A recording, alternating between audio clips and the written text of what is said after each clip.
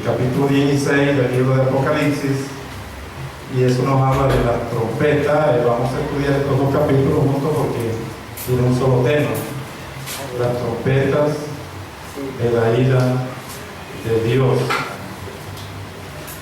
Esta es la culminación de la ira de Dios, como que dice la faceta final. Dice que ahí se va a consumar la ira de Dios. Yo quiero decir algo más, y es que hay una doctrina que es que enseña que la iglesia pasa por la gran tribulación. Siempre encuentro personas que defienden esa tesis. Y bueno, eso hay que respetarlo, gloria a Dios. Pero mirando bien, sí hay personas, porque si yo digo eso, hermano, pues por supuesto voy a pasar por, si yo confieso que voy a pasar por la gran tribulación, pues pasaré por la gran tribulación. Y la carta de los Romanos, hablando de la ira de Dios, el capítulo 2, el verso 5 de la carta del apóstol Pablo a los Romanos dice: por tu dureza de corazón, por tu dureza y tu corazón no arrepentido, atesoras para ti mismo ira para el día de la ira y de la revelación del justo juicio. Estoy leyendo Romanos capítulo 2, verso 5. Este versículo me habla de que si hay gente que son miembros de la iglesia que van a pasar por la gran tribulación, y la Biblia pues nos advierte esta gran verdad, porque aquí el Señor está hablando a la iglesia. Esto fue escrito a la iglesia de los romanos, ¿verdad? Esto es para la iglesia. Dice Romanos capítulo 2, verso 5: por tu dureza y por tu corazón no arrepentido, atesoras para ti mismo ira para el día de la ira y de la revelación del justo juicio de Dios. Porque este libro yo lo estoy enseñando en varias partes, y siempre consigo gente que defiende la tesis de que la iglesia sí pasa por la gran tribulación, pero nosotros hemos visto allí que varias veces el texto que dice que Dios no nos ha puesto para ira, sino para alcanzar salvación por medio de nuestro Señor Jesucristo. El cristiano no debe confundir las tribulaciones, las muchas tribulaciones, por lo que el creyente ha tenido que pasar, porque dice la Biblia que se hace necesario que a través de muchas tribulaciones entremos al reino de los cielos, a lo que la Biblia llama el gran día de la ira, o sea, la gran tribulación. Eso es diferente, eso algo es diferente. Y dice la palabra que nosotros no estamos esperando la ira venidera, sino estamos esperando a Jesús, ¿verdad? Quien nos libra de la ira venidera. Entonces la Biblia se habla en más de 10 partes donde dice que nosotros no vamos a pasar por la gran tribulación, porque entonces pues, la salvación tendrá un precio. La salvación es por gracia, quiere decir que vamos a ser sacados antes que comience la gran tribulación. Lo que le quiero decir también, hermano, es que la gran tribulación, si nos hemos dado cuenta, ¿verdad? Aparecen en 3 series de 7, o sea, 7 sellos, 7 trompetas y 7 copas. La gran tribulación tiene un propósito, o sea, tiene varios propósitos, pero yo diría que el propósito uno es implantar los reinos del cielo en esta tierra. O sea, hacer que el pueblo de Dios se convierta, quitarle la ceguera espiritual. Y nos miramos de que primero son 7 sellos. Comienza la gran tribulación en la aparición de los 4 caballos del Apocalipsis. Cuando se abre el 7º sello, aparecen 7 trompetas. Es bueno que lo tengamos en cuenta porque pues, es una enseñanza de Pablo.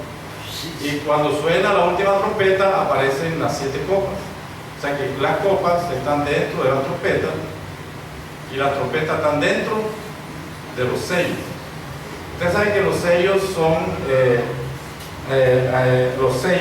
son instrumentos legales, ¿verdad? O sea, el sello lo utilizan siempre en la notaría para autenticar algo. O sea, el notario siempre pone el sello. El sello son instrumentos legales. Las trompetas son instrumentos de guerra, ¿verdad? Y las copas son instrumentos personales. ¿Por qué Dios tomó este instrumento para hablar de la gran tribulación?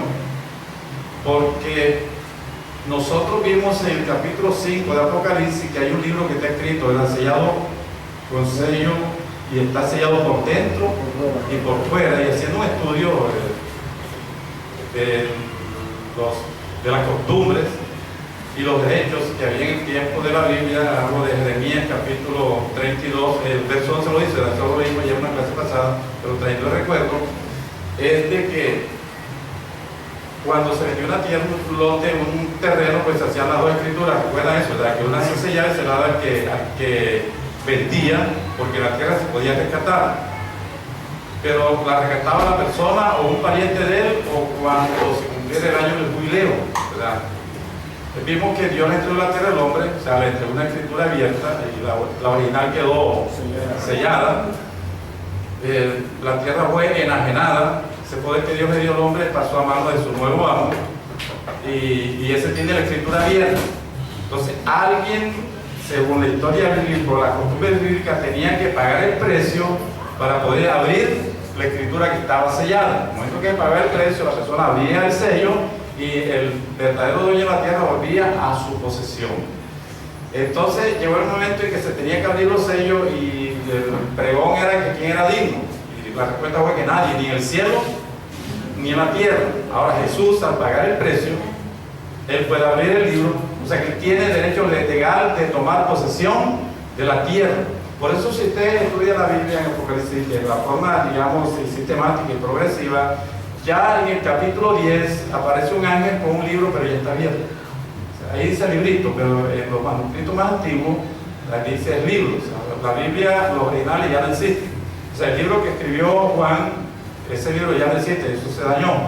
El libro que escribió Isaías ya no existe. Nosotros tenemos copia de copia de copia de copia de copia de copia. O sea, las copias más antiguas fueron las que hicieron en el año 900 después de Cristo, ¿verdad? Es lo que se llama la Biblia Masoreta. Los masoretas eran los escritores o la gente que hacía las copias. Ya del 900 para allá, lo único que se consigue es unos rollos que se encontraron en la cueva de Qumran, en la Villa del Mar Muerto, que eso sí data del año 100 después de Cristo, y se comparan con los de ahora, hermano, y son exactos. O sea, de que no hay libros originales, pero en los manuscritos más antiguos no dice librito, sino libro. Entonces ya en el capítulo 10, vimos una clase pasada, ¿verdad?, que aparece un ángel con el libro abierto, o sea que ya está abierto, gloria a Dios. O sea, ¿quién lo abrió? Lo abrió el Cordero, Cristo. Entonces, al quitar los sellos tiene derecho legal de poner un pie sobre la tierra y el izquierdo sobre el mar. O sea que va a tomar posesión, porque ya tiene derecho legal de tomar posesión de la tierra, porque ya abrió los 7 sellos. Ahora, las trompetas son instrumentos de guerra, ¿verdad? Y Jesús, como el hombre de la tribu de Judá, derrotó el enemigo en Francarit, en la cruz, y tiene derecho de tomar los reinos de este mundo, porque si leemos Apocalipsis capítulo 11, verso 15, la Biblia dice que al sonar la séptima trompeta, o sea, la trompeta es un instrumento de guerra.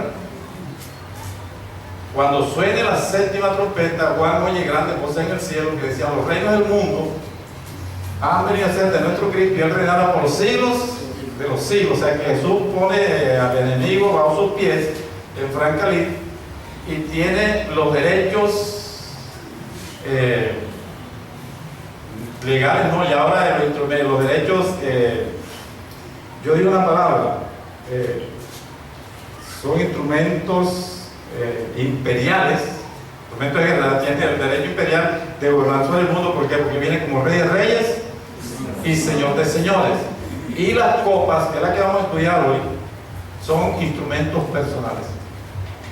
O sea, por eso el Espíritu Santo toma estos instrumentos, los sellos, un instrumento legal, las trompetas, un instrumento de guerra, tiene que ver con la parte imperial, y las copas son instrumentos personales.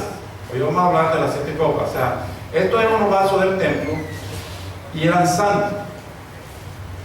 Y la única persona que pudo, digamos, cumplir la justicia de Dios fue Jesucristo a través de su santidad, porque Él es el único que es 3 veces santo, santo, santo, santo. O sea que la santidad de Jesús, reflejada en el atrio el antiguo del tabernáculo, le da también derecho legal de tomar posesión de la tierra. ¿Por qué? Porque el primer Adán, pues, prácticamente no dio la talla, pero eso viene como el segundo Adán, ¿verdad?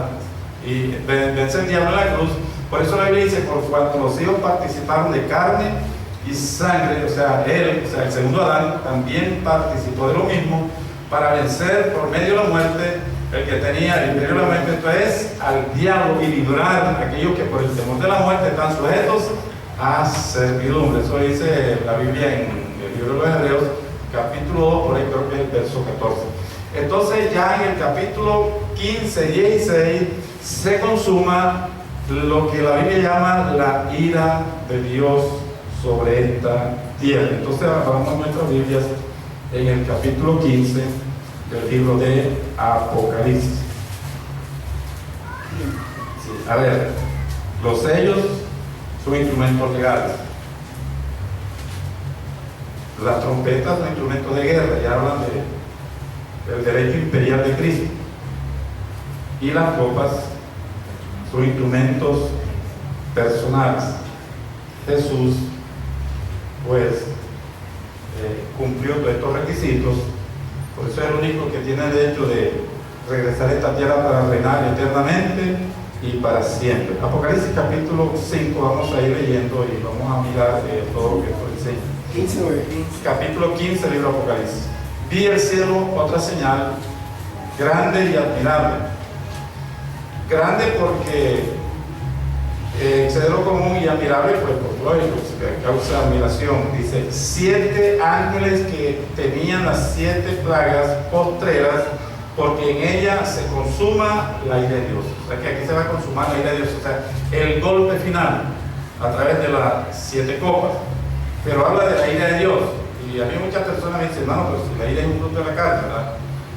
Entonces, ¿cómo Dios va a tener ese fruto de la carne? Pero aquí la palabra ira es un sentimiento repulsivo hacia el mal obrar de la gente. O sea, hay una ira santa, ¿verdad? Y el creyente se puede airar. La Biblia dice, airaos, pero no pequéis.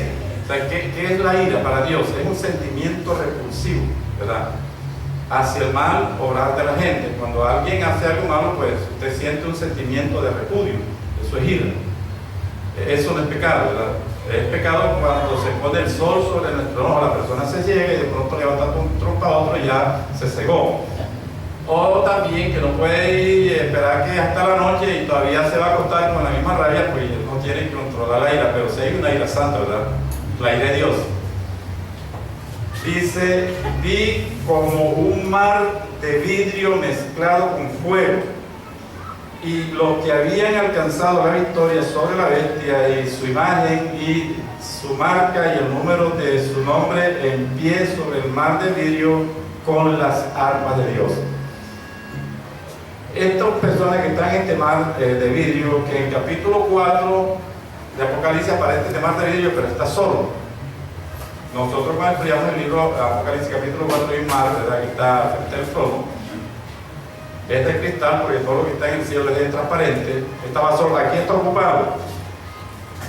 Está ocupado con los que han alcanzado la victoria sobre la bestia, pero también dice que tiene vidrio mezclado con fuego. Este fuego será el fuego de la prueba porque pasaron los victoriosos. Esta gente que está sobre el mar de vidrio fueron personas que fueron vencidas por el anticristo, o sea, personas que no se quisieron dejar poner la señal, o sea, tuvieron la victoria sobre la marca, sobre la imagen, y fueron victoriosos. Pues acá en la tierra aparecieron como si hubieran sido vencidos. Pues vamos a ver Apocalipsis capítulo 17, dice que el anticristo, dice, el cual se levanta y hace guerra contra los santos hasta vencerlos. Aquí aparecen como si fueran vencidos, y Apocalipsis capítulo 13, perdón, de razón por ahí 13, verso 7, dice, y se le permitió hacer guerra contra los santos y vencer. Aquí, Apocalipsis capítulo 13, verso 7. Aparece esta persona como si el diablo los hubiera vencido, ¿verdad? Aquí en la tierra, pero en el cielo aparecen como victoriosos. Gloria a Dios. ¿Por qué? Porque Jesús dijo que el que ganare su vida, la perderá. Y el que la pierda, la ganará. Eso no es parado de la Biblia. O sea, aquí fueron vencidos y la gente hizo fiesta, hermano, pero allá están en la presencia de Dios como vencedores. Ahora están sobre un mar de cristal. El mar siempre representa victoria porque fue en el mar Rojo, donde los israelitas sellaron la victoria contra Faraón. ¿Por qué? Porque ellos pasaron el mar Rojo y a lo que Faraón y su ejército entraron, dice que el mar los sepultó. Por eso acá ahora está en el mar de cristal, dando a entender que también tuvieron la victoria sobre la bestia, el falso profeta y el anticristo. Pero lo más hermoso, hermano, es que el verso 3 dice que ellos cantaban un cántico. El cántico dice: aquí en la tierra les tocó llorar, les tocó sufrir, les tocó derramar sangre, pasaron por la gran tribulación, pero en el cielo están cantando de gozo, gloria a Dios. O sea, ¿cómo cambia la cosa? O sea, estoy leyendo el verso 3. Y cantaban el cántico de Moisés. Ese cántico de Moisés está en Éxodo capítulo 15. Y hay una parte de ese cántico que dice: cantaré a mi Señor, porque Él triunfó con gloria, al jinete y al caballo hecho en el mar. Un cántico bonito, es el cántico de victoria de Moisés. Usted lo puede aprender y cantarlo, está en Éxodo capítulo 15, un cántico de victoria, de liberación, porque el pueblo de Israel recibió la liberación. Pero también habla del cántico del Cordero. El cántico del Cordero está en Apocalipsis capítulo 5 del 9 adelante. Saludos cánticos. ¿Cómo dice el cántico del Cordero? No, señor. No, señor. Es que ese tiene la mezcla de los dos. El cántico del Cordero dice: digno eres, Señor, de recibir el libro, de abrir sus sellos, porque fuiste inmolado y con tu sangre tú nos has preparado de toda tribu, de toda lengua, de todo pueblo y nación. Apocalipsis capítulo 5 del 9 al 11 está el cántico del Cordero.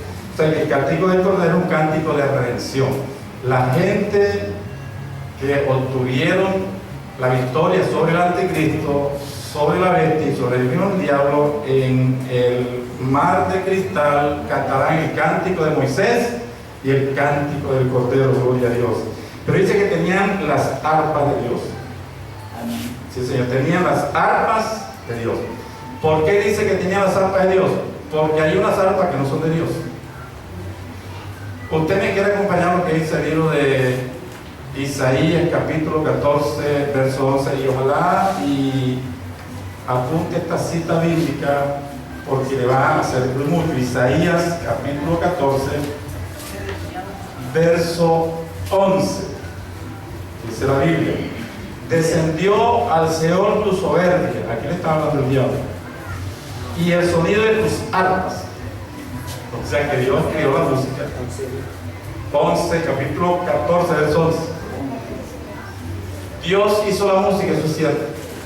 El autor de la música es Dios. Él hizo el pentagrama, Él hizo la escala, Él hizo los ritmos, hizo los instrumentos musicales, y eso se lo dio al diablo cuando él es el querubín protector para que lo alabara. O sea que el diablo fue creado para alabar, para el querubín de la alabanza. Pero la Biblia dice que a causa de su hermosura se corrompió, y corrompió todo lo que tenía, y fue arrojado a la tierra junto con su música.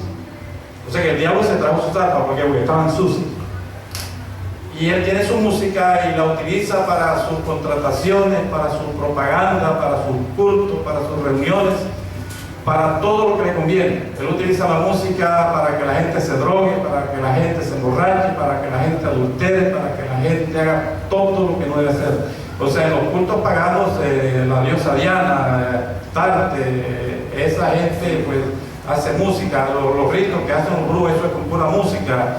La gente que adora a Villemayá, a Changó, a las 70 potencias africanas, eso lo hace con música. O sea que hay una música que no es de Dios, porque dice el verso 11: descendió al Seol tu soberbia y el sonido de tus arpas. O sea que lo empujaron con tu música.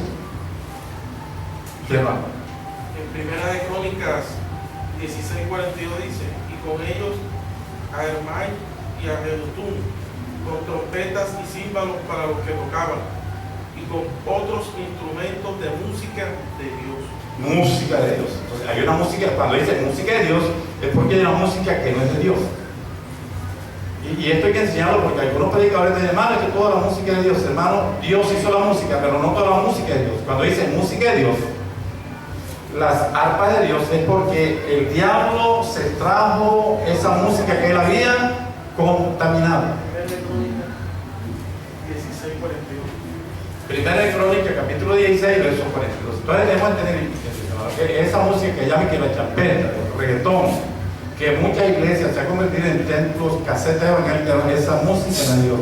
Esa música contaminada, hermano, está invadiendo a muchas iglesias, a muchas emisoras cristianas, muchos canales de televisores cristianas y muchas casas y hogares cristianos. Lo que se mueve es esa música que está contaminada. Yo creo, hermano, que la música de Dios impide adorar, ¿verdad? Levantar los brazos, Primera de Crónica 16, 42. Hace claro que cuando habla de la música de Dios es porque hay una música que no es de Dios. Entonces estos hombres, estas mujeres, estos vencedores que están en mar de cristal están alabando a Dios, pero con las arpas de Dios, porque el diablo con cuatro dados con tu y arpa se las había contaminado, hermano, y allá en el cielo no puede haber nada contaminado. Todo eso fue tirado a la tierra, porque el diablo ha dado varios tumbos, ¿verdad? Entonces debemos tener bien cuidado de eso, que hermano, no toda la música es de Dios. La música ministra, claro que ministra. Aquí traemos, hermano, un conjunto vallenato, a Lisandro Mesa o a cualquiera de ellos. Muchos hermanos se mueven porque el hombre es un ser musical. Nosotros llamamos la música por dentro. O sea, el hombre es como una caja de música. Y yo estuve hablando con alguien que conoce de música.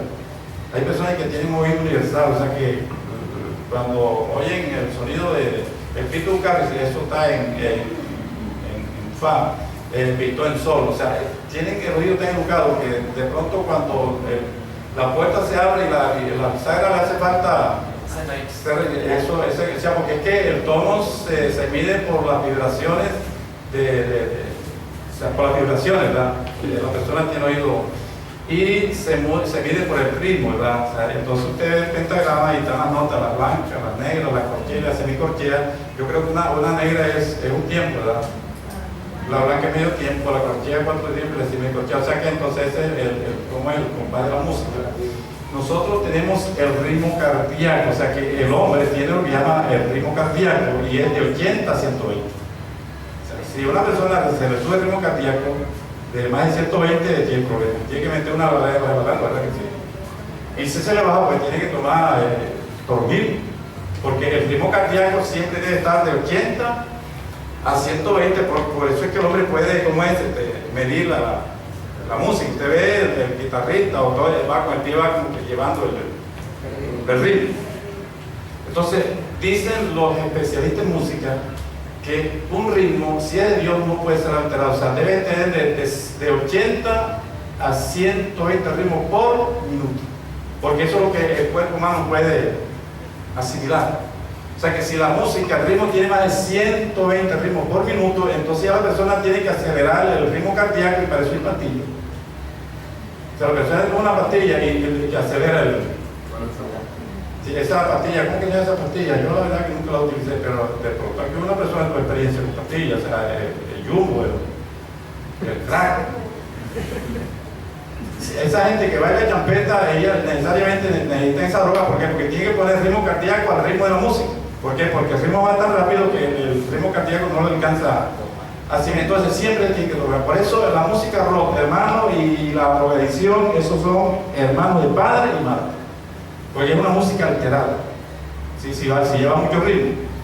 Si es muy pasiva, entonces eso ministra como que tristeza y melancolía. Yo pongo el ejemplo de la música de Beethoven, ¿verdad? Beethoven hizo un ritmo de que se llama Balada de Adelina.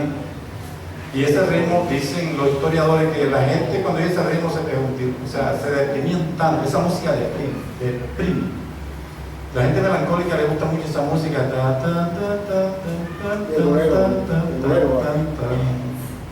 Y la gente empieza como que a sentir esa depresión, y esa música bajo del ritmo lo lleva, o sea, lo deprime hasta que la persona es. Entonces la música es de Dios, pero tiene que estar dentro del orden de Dios. Esa música que causa desorden, hermano, y la gente se golpea, se escalabra y sale con chichón, esa música no es de Dios. Los ciertos músicos, ¿verdad? Las cosas de Dios son en orden. Dice la Biblia que tenemos que hacer todo decentemente y en orden. Entonces, ojo con esa música, hermano, que está entrando a muchas iglesias llamadas evangélicas. Con las arpas de Dios. Aquí tenemos que cantar con las arpas de Dios. Dios tiene su música, gloria a Dios. Y eso se conoce. Y cantaban el cántico de Moisés, siervo de Dios, y el cántico de Cordero, diciendo: grande y maravillosa son tus obras. Este cántico es la mezcla de los dos: del cántico de Moisés y el cántico del Cordero. Grande y maravillosas son tus obras, Señor Dios Todopoderoso. Justos y verdaderos son tus caminos, Rey de los santos, Rey de los santos, Rey de los santos. Eso lo dice el cántico de Moisés. Dice: ¿quién no te temerá, oh Señor, y glorificará tu nombre? Pues solo tú eres santo, por lo cual todas las naciones vendrán y te adorarán, y te adorarán. Este cántico, una mezcla de los dos. O sea, estudie usted el cántico de Moisés, que está en el Éxodo capítulo 15, y el cántico del Cordero, que está en Apocalipsis capítulo 5, del 9 al 11, y es una mezcla. Después que cantan, dice el apóstol: después estas cosas miré. Por supuesto, a Juan lo llevan allá al tercer cielo para mostrarle, y él le mostraba y miraba y escribía. ¿Qué ve Juan después del capítulo del verso 5? He aquí el cielo fue abierto en el templo, el cielo en el templo del tabernáculo del testimonio. Esto para mirar, hermano, que estos juicios vienen directamente de Dios. Hasta este momento, las sellos y la trompeta han afectado a la naturaleza. El sol, el agua se convierte el agua del mar se convierte en sangre, etcétera, etcétera. Y el anticristo podrá haber engañado a la gente como engañó el faraón en el Egipto, ¿verdad? Que bueno, el agua se convirtió en sangre porque se derrumbó por ahí una montaña que tenía un barro de no sé qué, un componente químico que volvió al agua roja, y por causa de este componente, pues los peces del mar se murieron. Y como los peces más se murieron y dieron una mosca, o sea que el hombre le dio una explicación lógica a los milagros de las trompetas y los sellos, pero cuando empiecen, hermano, a vaciarse la copa de la ira, ya el diablo y la gente tendrá que aceptar que los juicios vienen es de Dios. ¿Por qué? Porque se va a consumar la ira de Dios. Los sellos y las trompetas son acontecimientos naturales. Y el diablo podrá decir: no, estos son cosas naturales, ¿verdad? Claro, se muere el poco de peces, viene la mosca y viene la contaminación y viene la infección, etcétera, etcétera. Pero ya ahora aquí, cuando dice que salen del lugar santísimo, hermanos, se van a dar cuenta que los juicios vienen directamente de Dios. Leamos el verso 5. Después de esta cosa miré, y aquí fue abierto en el cielo el templo del tabernáculo del testimonio. Nosotros sabemos de que el que hizo Moisés aquí en el desierto fue una maqueta, fue una copia del original. En el templo, allá está el verdadero. Y del templo salieron los 7 ángeles que tenían las 7 plagas, vestidos de lino limpio y resplandeciente, y ceñidos alrededor del pecho con un cinto de oro. Así vestían los sacerdotes, gloria a Dios. O sea que estos ángeles son ángeles de alta envergadura espiritual. Y uno de los 4 seres vivientes dio a los 7 ángeles 7 copas. O sea que todo está, hermano, ya ordenado. Estos ángeles estaban esperando que le den las 7 copas y se la van a dar. Dice: de oro, llenas de la ira de Dios, que vive por los siglos de los siglos, y el templo se llenó de humo. El verso 8 es bastante importante, dice: porque la gloria de Dios, por la gloria de Dios y por su poder, y nadie podía entrar en el templo. Aquí el templo es lugar de intersección, o sea, nadie va a poder interceder.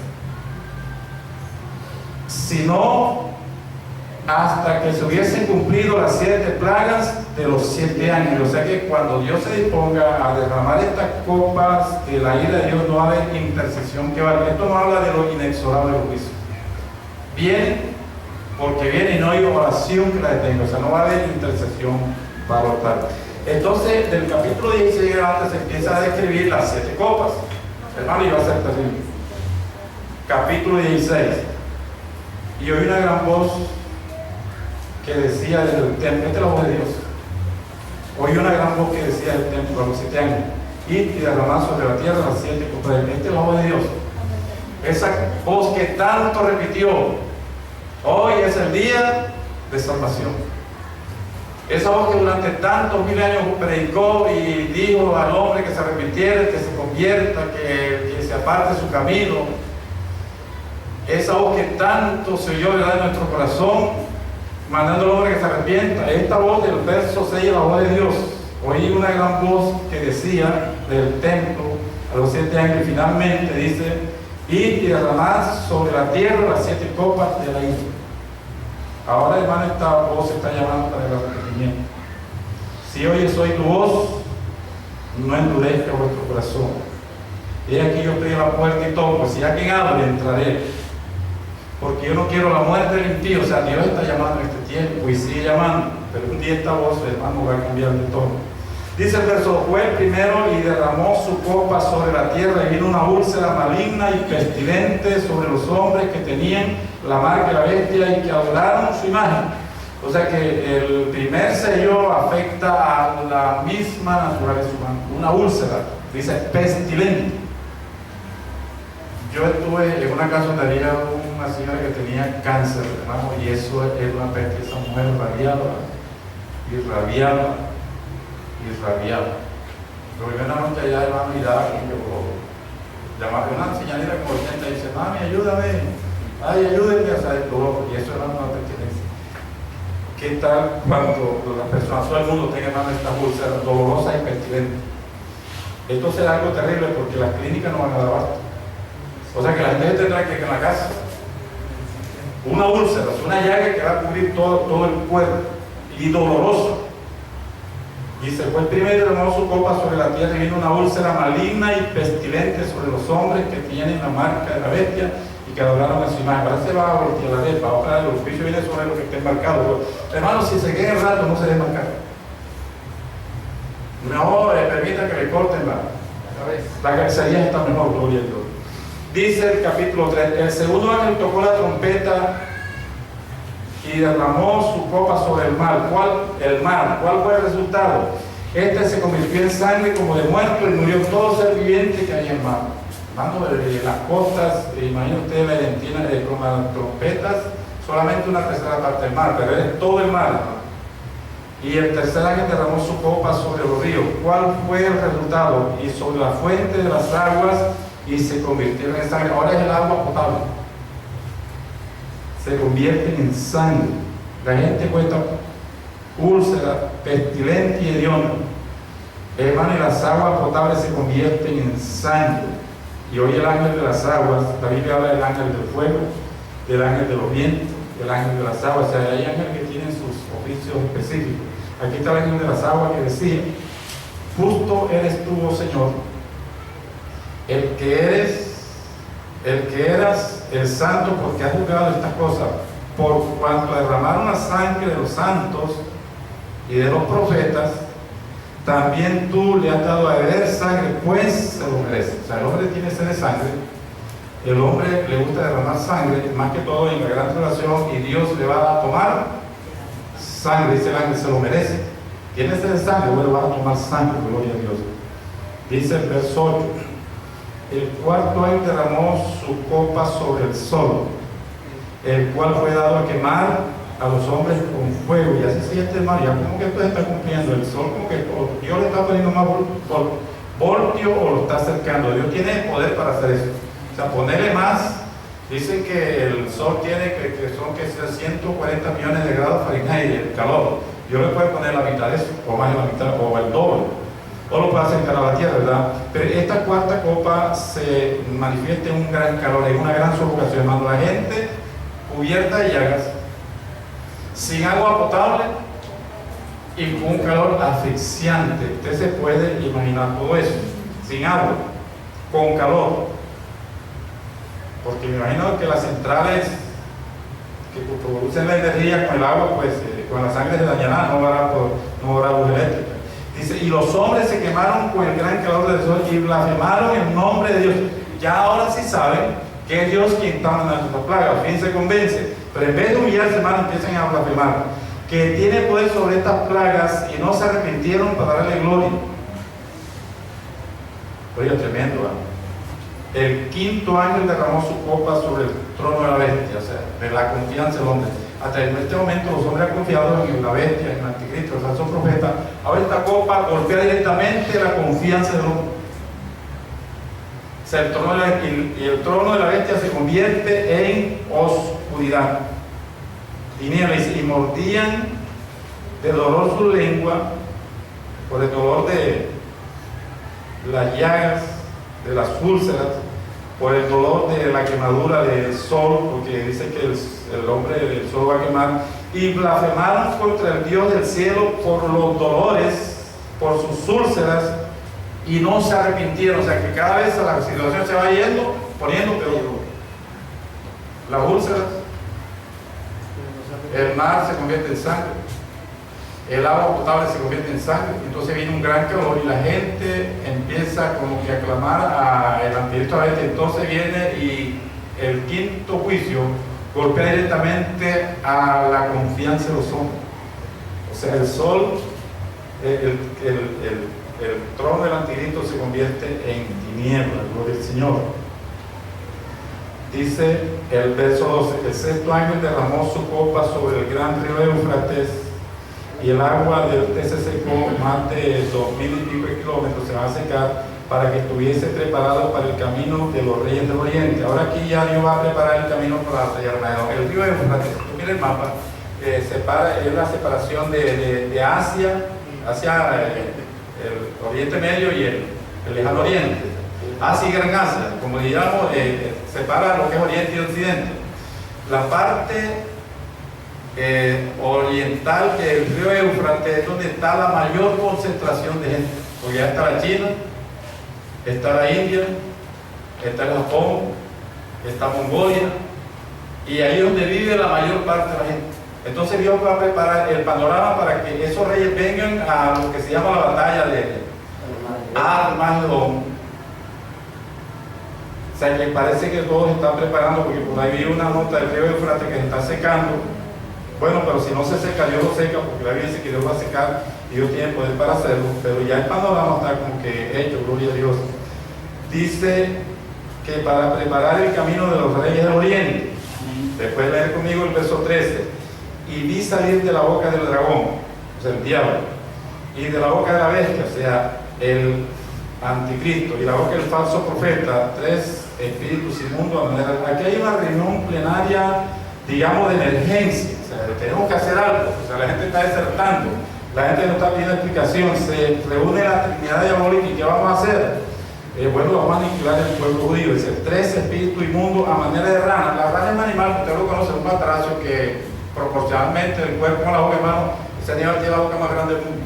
O sea, si comparamos el tamaño de la rana con una boca, o sea, son demonios bocones. O sea, podemos decir que son demonios. Esa gente que anda por ahí convenciendo a la demás gente, eso se llama demagogia, no. Bueno, son demagogos, eso se llama parlanchín.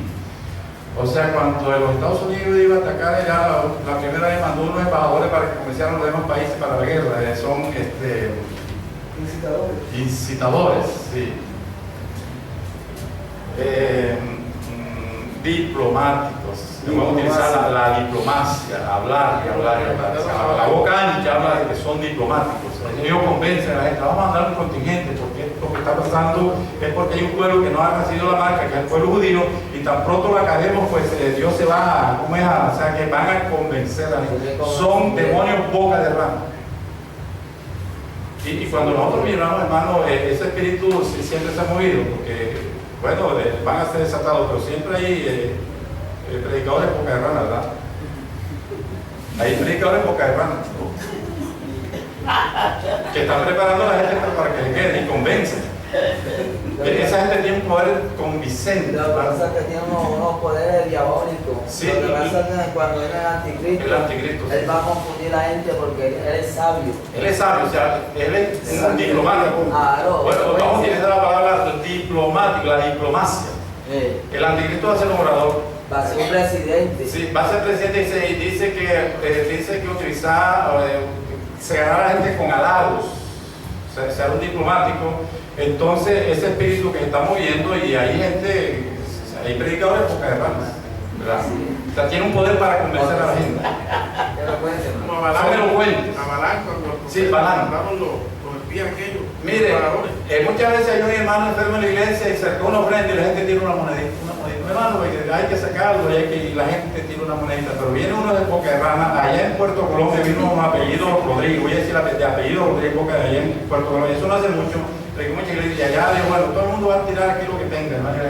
Y aquí hay gente que tiene televisores, estufa, eso pasó en Puerto Colombia no hace mucho. Y la gente iba a la casa, hermano, y traía los electrodomésticos y se los daba al perito. Eso pasó en Puerto Colombia no hace mucho. O sea, que ese hombre tiene una capacidad para convencer a la gente. Él tiene un espíritu Boca de Rama. O sea, no le puede decir otra cosa. ¿Cuál es este? Apellido Rodríguez. El vino allá a Puerto Colombia, lo que conversa decía, mire, ese hombre está robando los evangélicos, mire cómo tienen los evangélicos. O sea, eso si bien más Puerto Colombia, ¿sabe? Puerto Colombia, el evangelio está por el suelo, gracias a esos Boca de Rama. En Cartagena vino otro, una Boca de Rama, vino del Ecuador. Eso me lo dijo un hermano allá y dijo, póngase aquí, usted va a sacar todo lo que tenga en el bolsillo y se lo va a traer el pastor. Y la gente lo hacía, es que le convence, tiene un espíritu para convencer a la gente. Parece que le pusieran a la gente un velo mágico, dice la Biblia, vendas mágicas. Y cuando ya dieron todo, dice, y usted aquí, Dios me está mostrando que hay gente que tiene plata en la casa, la plata la arriendo, la paga, la recibe en la luz, va y búsquelo, porque hasta que no lo trae, hermano, la gente va y trae la plata. ¿Cómo entiende usted eso, hermano? Que mientras que se está haciendo la recolecta, porque hay hermano que está enfermo, le buscan la monedita más pequeñita. Pero si vienen esos Boca de Rama, sí, esos demonios ya están en acción. Demonios, Boca de Rama. Tienen una tremenda parla para sacarle hasta el colmillo de oro a la gente, hermano. Como ven que tiene diamante. Este bobón que habla, que canta vallenato. Sí, señor, algún día que lo ponga un evangélico, bueno, evangélico no son evangélicos, esos Boca de Rama, hermano, le sacan ese diamante. Tienen un poder para convencer. Sí, señor. Dice el verso 14, lo explica, son espíritus de demonios que hacen señales. Y usted los oye hablar en lengua. Y los llaman apóstoles. Apóstoles. Son unos adúlteros. Algunos de ellos llevan hasta 3 matrimonios y va de toque bola para el cuerpo. Y son apóstoles, Boca de Rama. Tienen un poder convincente. Dice, hacen señales y van a los reyes de la tierra de todo el mundo para reunirlos a la batalla del gran día del Dios Todopoderoso. ¿Quién reúne a los ejércitos del mundo en lo que llama el verso 16? Dice el verso 16, y los reunió en el lugar, en hebreo se llama Armagedón. De ahí viene la palabra Armagedón, hermano, quien los reúne es Dios. O sea que a la larga todo esto lo permite Dios. O sea, Dios permite que esos demonios vayan para, porque usted va a leer en su casa el libro de Zacarías, capítulo 9, 10, 11 y 12, y ahí dice que lo va a reunir Dios. Vamos a hacer el libro de Zacarías. O sea, Dios va a permitir, o sea, esos instrumentos son instrumentos de Dios. Porque, hermano, la Biblia dice que si la gente no crea la verdad, Dios tiene un poder engañoso para que crean en la mentira. Esa cantidad de cristianos evangélicos que están siendo despojados y que esos demonios bocarradas lo están estafando es porque ya Dios les dio la verdad. Pero no creen a la verdad, entonces Dios envió un poder engañoso para que crean a la mentira. Porque a la larga Dios permite todo esto. Segunda de Tesalonicenses, capítulo 2, dice que Dios envía un poder engañoso. Zacarías, capítulo 12, yo voy a leerte el verso 12. Aquí yo pongo a Jerusalén por copa, 12, verso 2. Que hará temblar a todos los pueblos de alrededor contra Judá. Dice, porque yo, aquí yo pongo a Jerusalén por copa que hará temblar a todos los pueblos de alrededor contra Judá en el sitio de Jerusalén. En aquel día yo pondré a Jerusalén por piedra pesada a todos los pueblos. Estoy viendo el verso 3 de Zacarías capítulo 12. Todos los que se les cargaren serán despedazados, bien que todas las naciones de la tierra se juntarán contra ella. En aquel día, dice Jehová, heriré al de pánico a los caballos. Bueno, y aquí está lo que Dios va a hacer.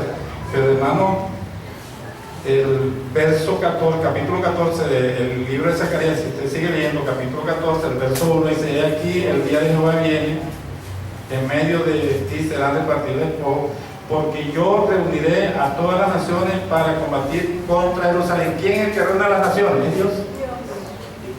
Mire, hermano, el diablo no pone un paso al frente si Dios se lo permite. Y Dios va a permitir que esos demonios salgan a engañar a los reyes de la tierra, y está permitiendo que entren a la iglesia para engañar a los cristianos que no han creído a la verdad. Porque dice, por cuanto no han creído a la verdad, yo envío un poder engañoso. Primera, segunda de Tesalonicenses, capítulo 2, por ahí por el verso 7. Para que crean a la mentira. 2:7. Capítulo 2 de segunda de Tesalonicenses dice que Dios envió un poder engañoso para que la gente crea a la mentira. Entonces la gente dice, hermano, ahora sí conocí la verdad. Sí, porque le quitaron el mes de arriendo, hermano, entonces empiezan a endeudarse porque esa es la verdad. Bien. Dice el verso 15: he aquí yo vengo como ladrón en la noche. Bienaventurado el que vela y guarda su ropa para que no ande desnude y vea su vergüenza. Y lo reunió en el lugar que en hebreo se llama Armagedón. Ahí está el valle. Usted puede mirar un mapa de Israel, lo que es Galilea y Samaria, la región de Samaria. En medio de estas dos provincias hay un valle que se llama Armagedón. Allí Israel ha ganado las grandes batallas con que le ha tocado luchar, y allí, hermano, Dios le va a dar la última victoria, la batalla de Armagedón. El séptimo ángel derramó su copa por el aire y salió una gran voz del templo que decía del trono diciendo: hecho está. Como dice, todo está consumado, todo está arreglado, hermano. Y entonces aparecerá, que podríamos llamar, hermano, el reino de Jesucristo en esta tierra, gloria a Dios. Entonces hubo relámpagos y voces y truenos y un gran terremoto. Esto no habla de la ira, ¿verdad? Dice: tan grande el cual no hubo jamás desde que los hombres han estado sobre la tierra, y la gran ciudad fue dividida en dos partes. Esto viene siendo Jerusalén, y las ciudades de las naciones cayeron. Entonces sería Bogotá, sería Argentina, sería Buenos Aires, etcétera, etcétera. Y la gran Babilonia vino en memoria delante de Dios para darle el cáliz del vino del ardor de su ira. Aquí habla de la gran Babilonia. La otra vez, comenzando la clase, hablamos un poco de hermenéutica, ¿verdad? Y dijimos que la Biblia hay que interpretarla en tres escalas de interpretación, tres escalas, que es la parte histórica, la parte profética y la parte arquetípica. La parte histórica, si hablamos de Babilonia y se la aplicamos, pues Babilonia es una época muy histórica, porque ya existió realmente la Babilonia y Roma, ¿verdad? El imperio antiguo. Después Nabucodonosor hizo el nuevo imperio babilónico. Eso es historia. Pero había una profecía que Babilonia iba a desaparecer, y la profecía se cumplió. O sea, ya Babilonia no existe. Tenemos que mirar la parte histórica y la parte profética, pero ahora viene la parte arquetípica. ¿Qué significa la palabra arco? Modelo. Sí, un modelo. Yo puedo decir, por ejemplo, el modelo de gobierno federal de los Estados Unidos es el arquetipo de todos los gobiernos federales del mundo, quiere decir que es un modelo, ¿verdad? Es un modelo, o sea, de ahí se copia a nosotros.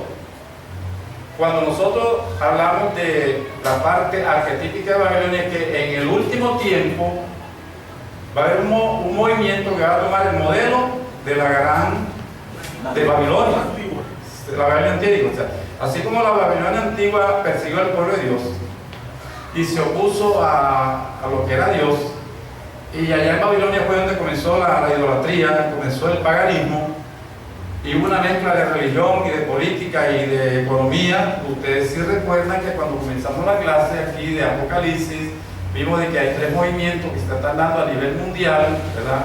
Que es el movimiento económico, ¿recuerdan eso? El político y el religioso. Sí, ese es el arquetipo de Babilonia, porque Babilonia reunió esas tres partes, y Babilonia era un estado religioso, pero también político, pero también tenía dinero. O sea que Babilonia tuvo tanta gloria que no ha habido otro imperio que lo haya superado, se reconoce como un imperio de oro. O sea, Babilonia fundió estos tres poderes.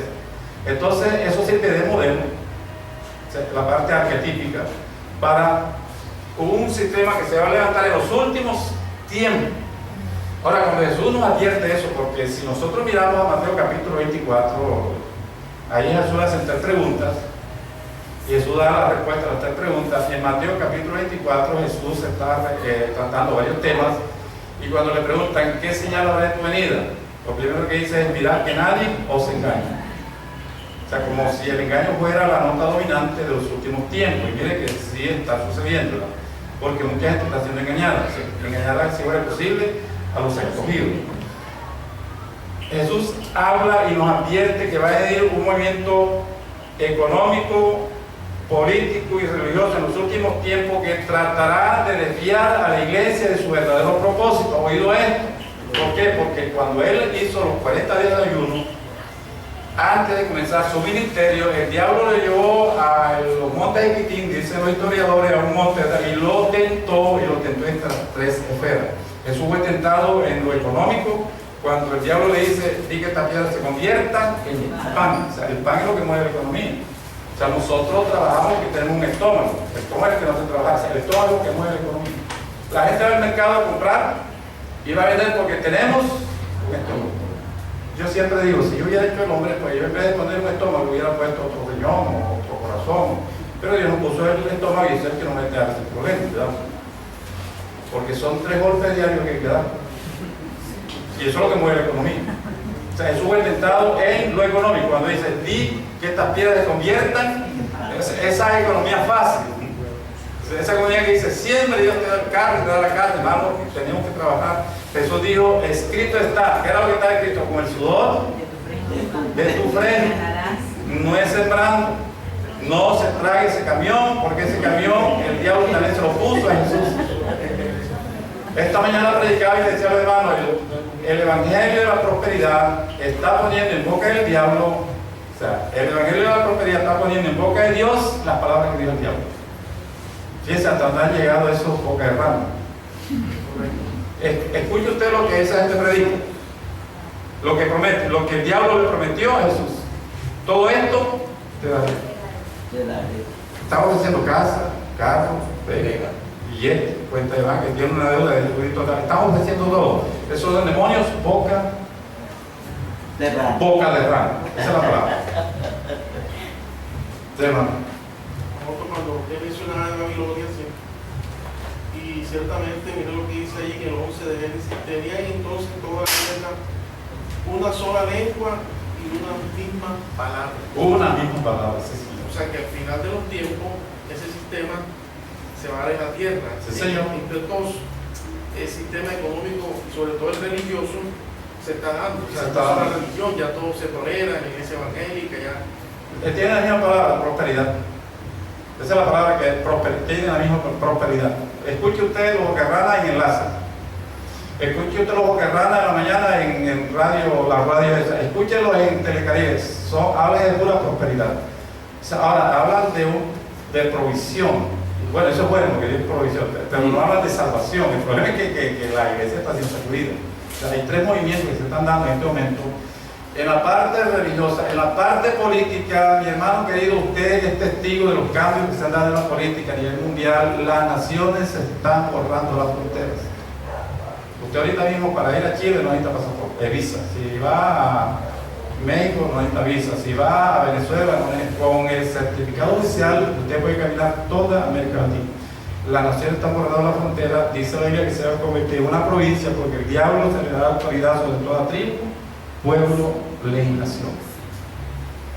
Pero ahora vamos a estudiar el capítulo 17 de Apocalipsis. Y es que en lo religioso, o sea, eso la Biblia lo llama misterio religioso, Babilonia es un misterio, porque en los últimos tiempos todas las religiones del mundo se van a unir en una sola, y estas religiones van a adorar al anticristo. O sea que hay una cabeza invisible que está legislando a la iglesia, y eso se llama ecumenismo. Si los católicos bailan champeta, nosotros también. Bueno, yo pienso que los católicos en este momento no aceptan la champeta, lo que es el reto en los cultos, ¿verdad? O sea, nosotros creo que nos vamos pasando. O sea, ya nos parecemos, ya no hay esa diferencia de antes, ¿verdad? Que los pastores antes decían, mire, hay una raya y de la raya para allá es el mundo, y de la raya para acá es la iglesia. Si no se borra esa raya, o el mundo se va a la iglesia o la iglesia se tiene profunda, pero esa raya hay que mantener, eso se está borrando, ya todos somos igual. Hay un problema que está metiendo en la iglesia que es el transvestismo.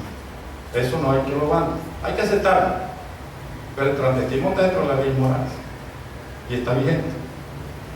O sea, de que esos tres movimientos, esos tres poderes se están uniendo, ¿verdad? Y se van a fusionar en lo que la Biblia llama la gran ramera, y el capítulo 17 y el capítulo 18, que es la gran Babilonia. A la gran ramera la destruye el anticristo, o sea, el movimiento religioso. Pero el movimiento político, económico, hermano, le destruye Jesucristo. Entonces yo les voy a dejar a ustedes una tarea. Ustedes van a estudiar Apocalipsis capítulo 18. Donde está la gran Babilonia, y hay 10 motivos por el cual Jesús va a destruir este sistema que ya cogió fuerza. Eso no lo aguanta nadie. O sea, la iglesia se mueve en el dinero y en la política. Yo estaba dando una clase por ahí arriba y le estaba dando clase al presidente del Consejo de Barranquilla, y para mí no era un miembro cualquiera, pero un pastor yo estoy presente, y ahora no tiene más de allá un dicho, porque es el yo no sé quién. O sea que nos interesa más los reyes de la tierra o la política, hermano, que el mismo Dios. Tengamos comunión con Jesucristo, gloria a Dios. Esa pasión que se desbordó el día de la aflicción. Sí, me imagino. Si fuera Cristo, ¿verdad? Eso, si fuera Cristo, hermano. O sea, en lo político, el hombre vive para Dios. En lo político, en lo económico y en lo religioso. La iglesia está siendo probada, y hermano, el diablo parece que le estuviera dando resultados, porque todo se está como que todo se está globalizando, y eso va a terminar en lo que la Biblia llama la gran ramera de Apocalipsis y la gran Babilonia. O sea, estos tres poderes se fusionan. Apocalipsis 17 y capítulo 18. La parte religiosa, el anticristo se encarga de liquidarla, porque la gran ramera va a ser destruida por la bestia. Pero la parte política y la económica la destruye Jesucristo cuando venga, gloria a Dios. O sea, de que hay 10 razones por las cuales Jesús va a destruir este sistema, y usted lo va a estudiar, porque Apocalipsis capítulo 18, verso 4 dice que tenemos que salir de ellos. Salir de ellos, pueblo mío. Yo no le voy a calificar eso, sino que usted lo va a conseguir. ¿Por qué causa Jesús va a destruir este sistema? Hay 10 causas, y usted va a mirar si de pronto usted no está enredado con uno de esos. Porque si está enredado con uno de esos, hermanos, estamos mal. O sea, mire las 10 causas, y mire si usted está envuelto en uno de esos, hermanos. Tenemos que salir. ¿Cuál es el trabajo? 10 causas por las cuales Jesús va a destruir este sistema que se está levantando, que es el arquetipo de la Babilonia antigua. Bien, en la próxima clase hablamos mejor de eso. Entonces, hermano, durante toda esta semana voy a estudiar el Apocalipsis 17 y 18, porque en la próxima clase vamos a hablar de eso. Apocalipsis 17 y 18. Léalo, y si hay algo ahí que usted no entiende, usted viene y va a preguntar, ¿verdad que sí? Bien, ¿hay alguna pregunta en esta tarde? algo que usted le llama Apocalipsis 15 y 16 y que no lo entendió y lo sigue sin entender? ¿Hay alguna pregunta? El versículo 15 del capítulo 16 15-16. habla, aquí yo vengo como ladrón, significa pastor en iglesia, como ese versículo para la iglesia. Bueno, pero ya a estas alturas, La aclaración es, ese versículo es para los que se quedan en la gran tribulación. sí. De todas maneras, y aquí le está hablando a la gente de la gran tribulación, porque la iglesia en el capítulo 4 ha sido levantada. Sí, porque es que yo he visto varios pastores, varios predicadores, no pastores, predicadores que predican sobre ese versículo y se bienaventurados, ¿verdad? Dice, aquí yo vengo como ladrón. Él se le muestra a Dios que viene como ladrón. Nosotros leímos una porción, ¿verdad?, que habla de Apocalipsis capítulo del 4 al 18. Las palabras que hablan es de tabernáculo, candelero, incienso, incensario, templo, y esas palabras tienen que ver especialmente con el pueblo judío, porque allí va a estar corriendo la semana 70 del profeta Daniel. Usted estudia la Biblia en la sección profética, estamos explicando del 6 al 19, hasta el 18, y la palabra iglesia no aparece ni siquiera de manera indirecta. Usted estudia la Biblia y en el capítulo 1, 2 y 3 de Apocalipsis la palabra iglesia aparece 17 veces. La palabra iglesia, los 3 primeros capítulos. Pero del 4 hasta el 19 no aparece ni siquiera de manera indirecta. Quiere decir que la iglesia no va a estar aquí en la tierra. Pero sí aparece en la iglesia altar, incensario, tabernáculo, lugar santo, lugar santísimo, candelero, arca del pacto, y esas palabras identifican directamente al pueblo judío. ¿Sí? No, y lo que el hermano comenta del ladrón y bienaventurado que vela y guarda su ropa, parece que tiene que ver también con la diligencia que deben de tener las personas en estar atentos en lo mínimo. ¿Por qué?